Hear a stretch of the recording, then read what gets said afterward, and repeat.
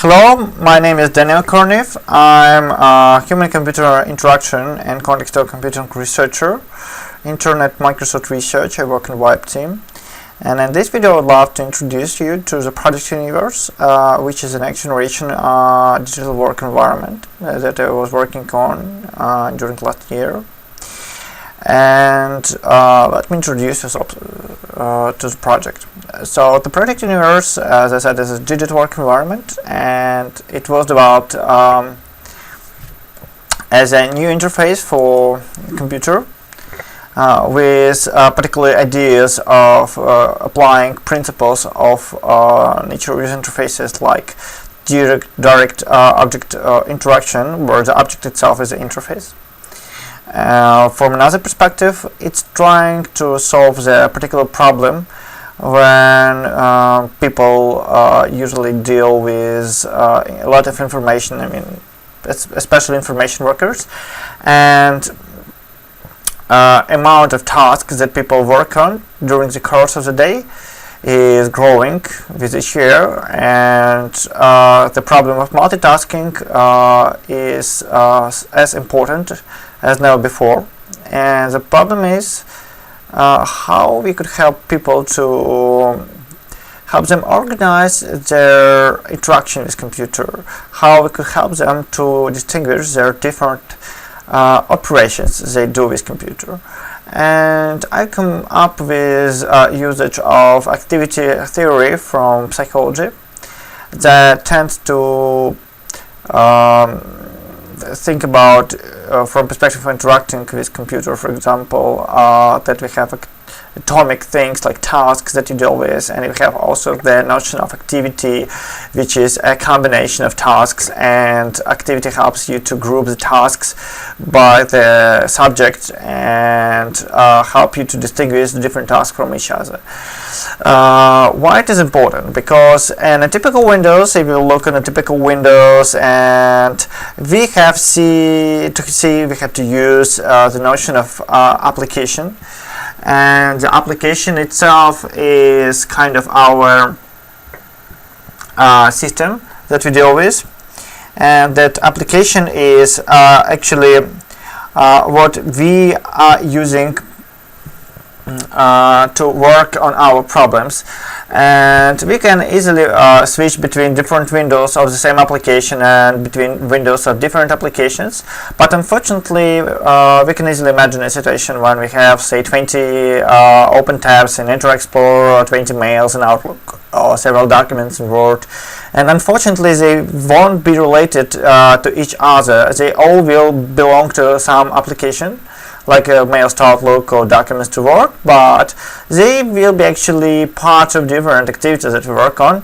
But unfortunately, these activities, they are only in our mind, and there is no way to make computer to know about that and help us to visually distinguish these tasks from each other by activities.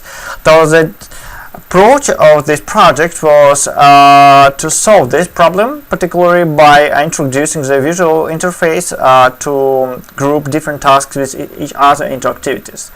The metaphor used for the activity was a kind of workspace. It's a 2.5 dimensional infinite zoomable canvas, and the task is any kind of object that you can put on the canvas and you can deal with it. And the important thing is that this workspace is activity itself, and it is preserving its state no matter what was happening with your computer. So, for example, if you're working on some project and you had to shut down a computer or restart it and something like that, and when you come back to the system, it will help you to see the environment exactly in the same way how it was looking like before. The computer was rebooted or shut it down, and that really helps you to quickly restore the context of activity you've been working on. If you look on the environment itself, it is important to see that because it's a canvas,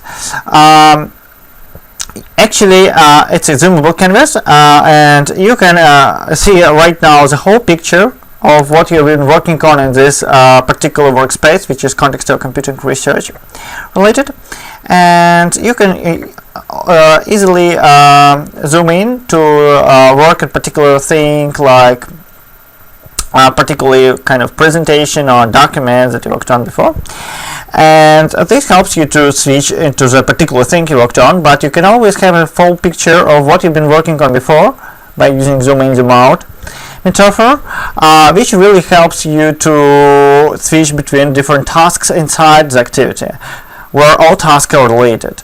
Of course, sometimes not all tasks are related to each other in the same way they are related to the activity, and in this moment you will need to group this task into sub activities, and these sub activities we visualized as clusters, topographic clusters you can see on the screen.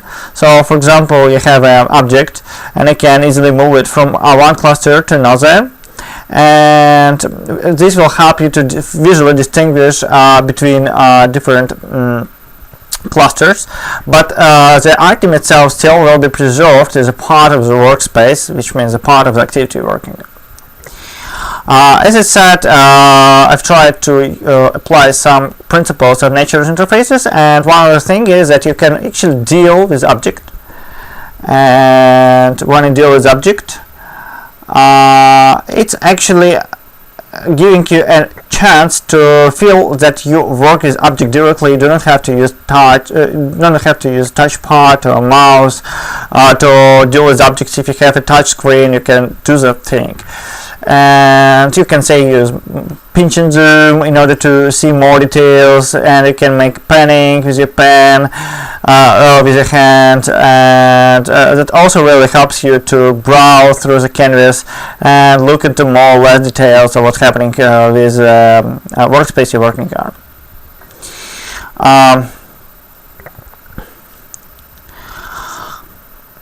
So what is important here is that you can also add some more information about the particular groups or clusters that you work on. So particularly if you have, say, several things that are somehow related to each other and they have more connection between each other than anything else, you can first of all put them closer together, but you can also put some things that can help you to distinguish them, and these will be like markers that you will be able to use in order to quickly come back to that these activities this task later. Coming back to the whole idea of the workspace, it is important to say that it utilizes hugely the special memory of human's brain, which means that you can easily recover a part of the screen, a part of the canvas that was didn't increase before the interruption, which means that your mind is effectively utilizing its built-in feature of special memory to come back, and this interface really just helps you naturally to come back to the things you worked on before the interruption. And the interruption itself is a very important problem because particularly in information work environment, it was even 6 years ago ratio about 1:1 of task and interruption per task, which means that from that time it was even increasing. So typical interruption is a huge problem because it disrupts the thought flow and action flow, and in several cases you can just not remember what you've been working on, and it will be hard for you to recover, and sometimes you never come back to what you're working on, and this is actually a thing that really decreases the productivity of your work, and it's a huge problem for information workers. So using this kind of interface, it's very easy to navigate inside the workspace, and it's very easy to by using your special memory to find out the things you've been working on before the interruption. Let's now look at how such kind of interruption, how it can be looking like. Compared to a typical digital work environment used nowadays in computers like in Windows, you usually have a taskbar with tasks which are applications. Here, the concepts are different. In Windows, you have concepts for organization of data, and you have a concept for dealing with data. Like you have files and folders, and you have editors, as well as programs that can help you to view things. Here, they are much more tightly integrated, and there is no notion of application itself. There's just notion of object that you can deal with directly, and instead of application, you can switch between different workspaces. For example, you have 10 projects, and you can output them here, and you can easily switch between them back and forth in order to switch between different tasks you're working on that are belonging to very different activities, means projects, for example. And the particular innovation here is that you're able to navigate between different workspaces using a timeline, and the last project you was working on is always here, and the previous one is always before this one. So particularly I worked on this project, and last time I was accessing it was about half an hour ago. And so for example, this is kind of interruption. And let's imagine we work somehow on this thing, we open the document, we deal with it, and then we want to come back to the previous things that we've been working on. As I said before, interruption is a huge problem. And here the interruption is kind of very easily. Even if you've been interrupted, you can easily come back to the previous things that you worked on, which is right here. And it will show you the workspace that you're working on in exactly the same way it was looking like before, and that really helps you to preserve the state. It really helps you to navigate between different parts of workspace,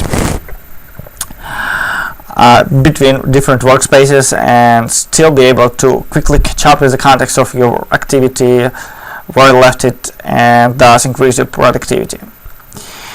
And another neat feature of this interface is that you can make some research of the workspace. For example, sometimes you need to understand why you created that workspace, what it started with, what were the things you added to it, which would help you to recover your thoughts and actions flow that was the main driving force behind creating this workspace.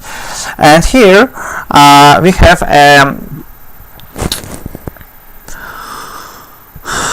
a filter that helps you to move back to the past time and look what the workspace was started with. So particularly this workspace is started in January of 2004. And as you can see, it is a one single document. So this workspace is focused on context-aware computing research, and we can see that the first thing appeared on context-aware computing research in this workspace was back in 2004. If you can browse in the future, back to the future, to now, you can see that a few more items appeared only in 2007, and before that nobody was working on context-aware computing in Microsoft. Of course, this is just an example. I don't want to say that nobody worked on that topic. It's just an example of that. And then you can see that few more items have been added, and that was architecture, and the presentation slides, and the think week paper. Inside the time, you can easily continue navigating back to the future to now, and you will be able to see all the items you deal with. And you can now capture the flow of your action and thought that was driving this workspace, and catch up with the workspace and understand what it's all about, what are the problems, and continue working on these problems using this simple interface paradigm.